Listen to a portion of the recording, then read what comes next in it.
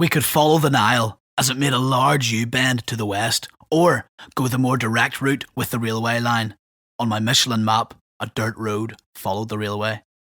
The Land Rover was desert equipped, but two Volkswagen camper vans, a Moto Guzzi Le Mans, and the 1200cc Datsun Cherry were completely out of place. A new motocross scrambler with off-road tyres, with a lightweight engine, a high-clearance sump guard, and a long suspension would suit the desert. The factory designed my Guzzi with the exact opposite characteristics, with a heavy, low-slung engine, slim road tyres, and a short, firm suspension. What the hell was I thinking? The whole town came out to give us a raucous send-off, with lots of waving and high-pitched cheers. We drove past two random pyramids. Then the track disappeared in a melee of tyre ruts that crisscrossed in the sand. We all stopped. An old guy on a camel walked towards us. "Where is the road to Khartoum?" I asked. He waved his hand at the desert with a "can't you see it, arsehole" look on his face. The trouble was that in Sudan, the word road is merely the general direction you should go. It makes no premise of any prepared track on which you may travel. "Let's go for it!" shouted Charlie in the Land Rover, and with a great roar of assorted engines, we drove away. The Guzzi skidded and fishtailed across the sand. I dabbed the ground with my feet to stop me falling. Then, even the ruts disappeared as the desert wind filled in the tracks. We were lost. Well, not exactly. We could still see the town 200 yards behind us, our fans still waving, but we struggled on, too mortified to go back. A few miles later, we all got stuck, apart from the Land Rover. The Guzzi sunk up to the engine sump, the front wheel buried to the axle, and the rear wheel spinning.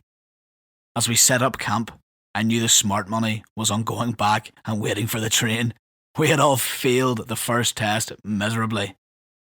None of us had done any off-road driving, apart from the English lads, who spent a wet afternoon in a muddy English field. We were a motley crew of 5 vehicles, 5 nationalities, and all very different people, but all equally despondent as we set up our tents.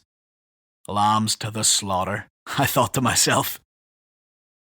As the sun sank behind the dunes, no one spoke. They only worried about the desert ahead. A canopy of millions of stars shone in the crystal clear desert air, with not a speck of dust to spoil our view. The silver moon rose as bright as day, but in black and white and grey. The silence was deafening, not a bird chirping or an insect buzzing. It's hard to find somewhere where there was absolutely nothing. Perfect silence. I had never experienced this.